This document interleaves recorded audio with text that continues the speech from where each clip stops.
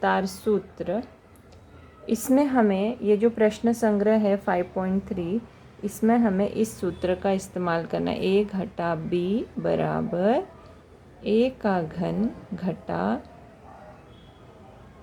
3a वर्ग b जमा 3ab वर्ग घटा b का घन। इस सूत्र का इस्तेमाल हमें पूरे एक्सरसाइज में करना है। तो पहला सवाल 2m घटा 5 का घन, तो इसमें a ये है और b ये है, तो बराबर हर सवाल में आप सूत्र लिखने की कोशिश करिए। जैसे अब यहाँ पर a का घन यानी 2m का घन, ठीक है, घटा 3a वर्ग b घटा 3a वर्ग यानी 2m का वर्ग गुणा b यानी 5 जमा 3ab वर्ग 3 गुणा a क्या है 2m गुणा b वर्ग यानी 5 का वर्ग घटा b का घन। तो 2m का वर्ग यानी 2 का वर्ग और m का, यहाँ 2a का घन है तो यहाँ 2m का घन होगा, ठीक है, यहाँ वर्ग नहीं होगा, यहाँ घन होगा। तो 2 का घन होगा 2 दूनी 4 दूनी 8, 8 फिर m का घन घटा, तो अब 2m का वर्ग, इसको भी 3 गुणा 2 दूनी 4 m का वर्ग, ठीक है, गुणा 5 जमा 3 गुणा 2m गुणा 5 का वर्ग कितना 25 घटा b का घन। अब क्या करेंगे, सबको हम, जिनको हम गुणा कर सकते हैं उनको गुणा करेंगे। अब इन तीनों का गुणा करेंगे तो 3 चौक 12, 12 पंचे 60, चिन्ह घटा घटा 60 m का वर्ग। अब यहाँ पे जमा है सब, तो यहाँ जमा का चिन्ह, इन तीनों का भी गुणा, 3 दूनी 6, 25 6 150 m घटा b का घन। तो इस तरह से सूत्र में मान डाल के हमने पहला वाला सवाल हल किया। अब दूसरा देखते हैं हम। दूसरा है 4 घटा p का घन, 4 घटा p घन। तो इसमें भी यही सूत्र इस्तेमाल करेंगे। हर सूत्र में आप, हर सवाल के बाद आप सूत्र लिखिए। ये a है, ये b है, ठीक है। तो a का घन यानी 4 का घन, हाँ, घटा 3 गुणा a वर्ग यानी 4 का वर्ग b यानी p जमा 3 गुणा a वर्ग b यानी a गुणा p का वर्ग, ठीक है। उसके बाद घटा b का घन यानी घटा p का घन। तो यहाँ पर 4 चौक 16, 16 चौक 64, 4 का घन होगा 64 घटा 3 गुणा 4 चौक होगा 16 गुणा p जमा 3 गुणा 4 गुणा p का वर्ग घटा p का घन। अब इन सबको गुणा करेंगे, 64 घटा इन तीनों का गुणा, 16 तियाँ 48 और p जमा 4 तियाँ 12 p का वर्ग घटा p का घन। तो ये हो गया 64 घटा 48 p जमा 12 p का वर्ग घटा p का घन। तीसरा 7x घटा 9y का घन। इसमें ये a है, ये b है।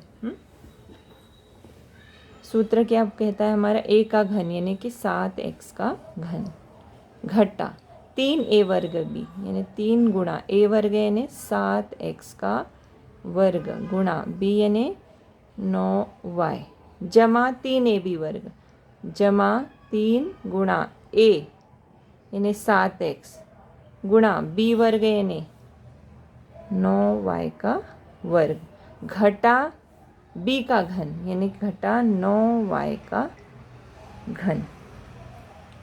तो अब इन सबको हम क्या करेंगे, सरल करेंगे। तो 7 का घन कितना होता है, 7 7 49, 49 फिर 7 से गुणा, 7 9 63, 7 चौक 28, 28 और 6 34, तो 300 43 एक्स का घन घटा, ठीक है। 3 गुणा 7 का वर्ग होता है 49, एक्स का वर्ग होता है एक्स का वर्ग, गुणा 9y जमा 3 गुणा 7x गुणा 9y का वर्ग, 9 का वर्ग होता है 81, y का वर्ग होता है y का वर्ग घटा 9 का घन, 9 नम 81, 81 गुणा 3, 9 का घन यानी क्या, 9 गुणा 9 गुणा 9, अब 9 नम होता है 81, 81 गुणा 9 कितना होगा, 9 एकम 9, 9 अट्ठे 72, 729।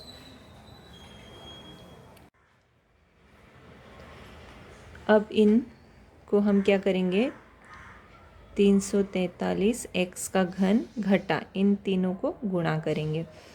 तो 3 गुणा 49 एक्स का वर्ग गुणा 9y, 3 गुणा 49 और 3 49 और 9, इन तीनों को गुणा करेंगे तो उत्तर आएगा हमारा 1323, ठीक है, 1323।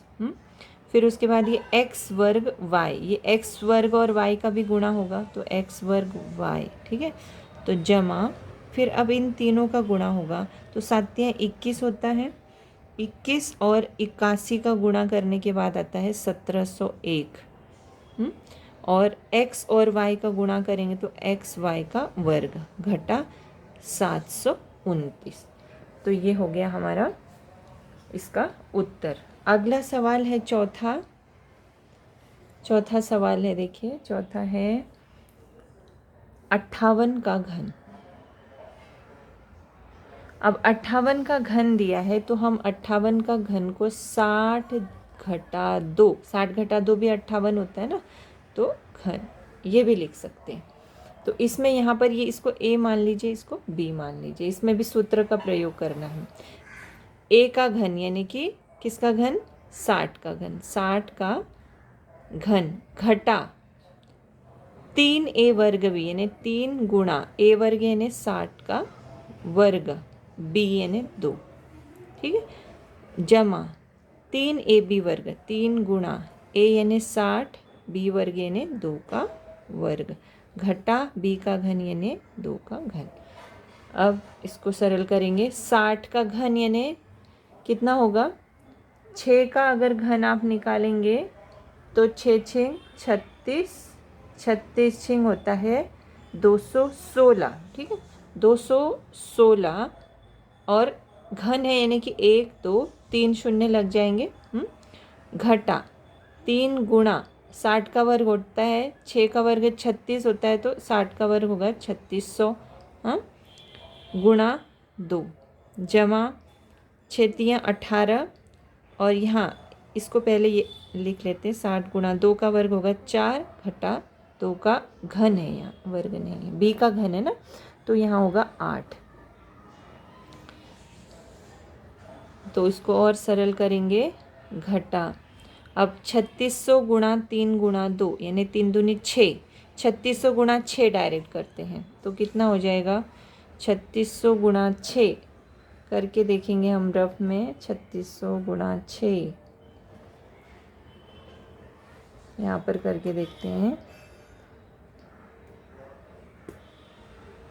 3600 गुणा 6, ठीक है, 0 0 6 6 36, 6 18 19 20 21, ठीक है, 600 600 6 36 की 6 हासिल 3, 6 18 19 20 21, 21600, 21600, इन सब को गुणा करने के बाद ये संख्या मिलती है, जमा, अब इन सब को गुणा करेंगे, 6 18, 180, 18 चौक 72 यानी 720 घटा 8। अब इसको पूरे को सरल करेंगे, अब इनको हम घटाएंगे, जैसे 216000, 216000 घटा 216000 घटाएंगे, 0 0 10 में से 6 गए तो 4, यहाँ पर बचा 5 में से 1 गया तो 4 9, और यहाँ पे बचेगा 1, ठीक है। तो इनको अगर घटाया तो कितना उत्तर आया हमारा 194,400, ठीक है। और जमा 720 जमा 8। अब इन दोनों को जमा करेंगे, इसमें और 720 मिला दीजिए, 720। तो कितना आया 0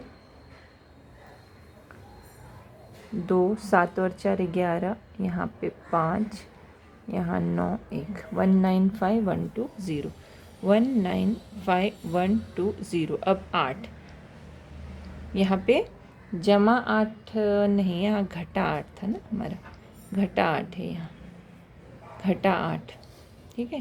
तो ये जमा नहीं है, ये घटा है यहाँ पर। घटा b का घन होता है ना सूत्र में, तो यहाँ घटा 8। तो अगर इन दोनों को जमा किया तो इतना आता है, इसमें से 8 घटा करेंगे तो 8 घटा कर दीजिए, कितना आएगा, 10 में से 8 गए तो 2, यहाँ पे 1 और यहाँ पे 1, यहाँ पे 5, यहाँ पे 9, यहाँ पे।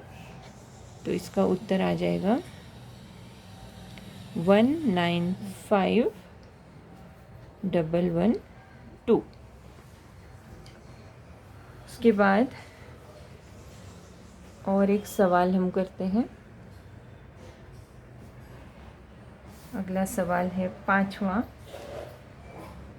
198 का घन, ठीक है, 198 का घन। तो यहाँ पर भी 198 के घन को हम कैसे लिख सकते हैं, 200 घटा 2 का घन। तो यहाँ पर भी ये a है, ये b है।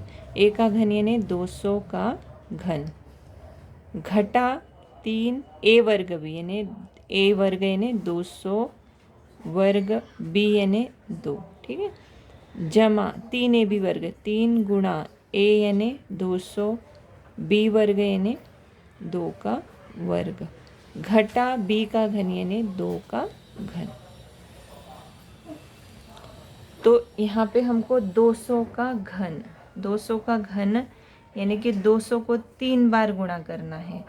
तो यहाँ कितने शून्य लग जाएंगे, 6 शून्य लग जाएंगे, डबल शून्य लग जाते हैं ना। तो 2 दूनी 4 दूनी 8, 2 का घन होता है 8 और इसके ऊपर और 6 शून्य लगते हैं, 1 2 3 4 5 6, ठीक है, घटा। अब 3 गुणा 2 दूनी 4 होता है और इसके ऊपर कितने शून्य लगेंगे, और वर्ग है तो वर्ग है तो यहाँ 2 है तो 4 शून्य लगेंगे, 1 2 3 4 गुणा 2, वैसे ही लिखिए। फिर आगे जमा 3 गुणा 200 गुणा 2 का वर्ग होता है 4, घटा 2 का घन होता है 8। अब 8 के ऊपर 1 2 3 4 5 6, घटा 4 तियाँ 12, 12 दूनी 24, 24 1 2 3 4 शून्य, 1 2 3 4, जमा अब इन तीनों का भी गुणा, तो 3 दूनी 6, 6 चौक 24, 2400 घटा 8, ठीक है। अब सबको आप ये सब आप करेंगे, इसको हल करेंगे तो इनका फिर से आपको घटाना पड़ेगा। इसको आप घटाएंगे तो ये देखिए यहाँ पे कितने शून्य, इस पे 8 पे 6 शून्य है। तो यहाँ करके देखिए, रफ में करके देखिए, 8 1 2 3 4 5 6, घटा 1 2 3 4, यहाँ इस घटा कर देखते हैं हम, 1 2 3 4 5 6, यहाँ पे 2,40,000। इनको यदि हम घटाते हैं तो मिलता है हमको 0 0 0, 10 में से 4 गए तो 6, 9 में से 2 गए तो 7 और यहाँ पे 7, ठीक है।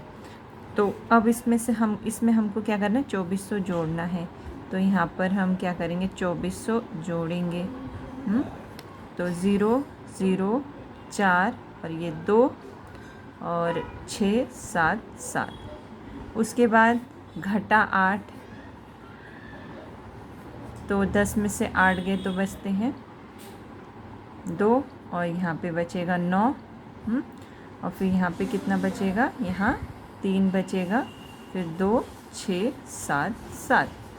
तो यहाँ पर हमारा उत्तर आता है। अब देखिए इन दोनों को घटाने के बाद क्या उत्तर आया, इन दोनों को घटाने के बाद ये उत्तर आया। पहले स्टेप वाइज करेंगे। 7 7 6 0 0 0 0, हाँ। फिर उसके बाद 2400 घटा 8। फिर अब इन दोनों को जमा करने के बाद क्या आया, ये आया। तो ये लिखेंगे 7 7 6 2 4 0 0। अब -8। अब इनको घटाने के बाद क्या आया, 7 7 6 2 3 9 2। तो ये हमारा हो गया फाइनल आंसर।